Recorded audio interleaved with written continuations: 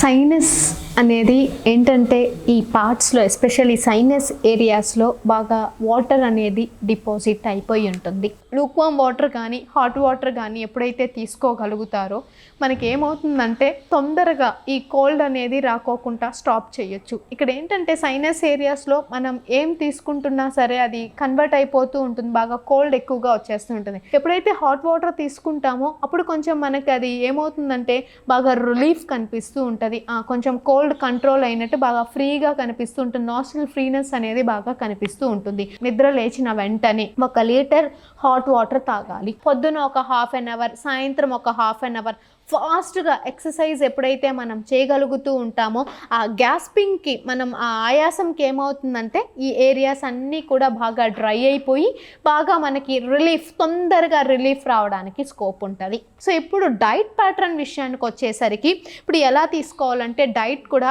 బాగా హాట్గా తీసుకోవాలి. ఎప్పుడైనా మీకు సైనస్ ఉన్నప్పుడు కోల్డ్ ఐటమ్స్, బాగా చల్లటి పదార్థాలు కానివ్వండి, ఫ్రిడ్జ్ ఐటమ్స్ని కానివ్వండి పొర్రపాటున కూడా ముట్టకూడదు.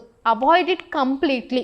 ఫ్రిడ్జ్లో నుంచి తీసిన ఏ ఐటమ్ని కానివ్వండి, లేదా ఫ్రిడ్జ్లో నుంచి తీసిన మనం ఏ ఫ్రూట్ తింటున్నా సరే, లేదా ఐస్ క్రీమ్స్ని కానివ్వండి, కూల్ డ్రింక్స్, చాక్లెట్స్, సరే sugar related items, too much of salt items, ఇవి ఏవి తిన్నా సరే సైనస్ ప్రొడక్షన్ ఎక్కువైపోతూ ఉంటుంది.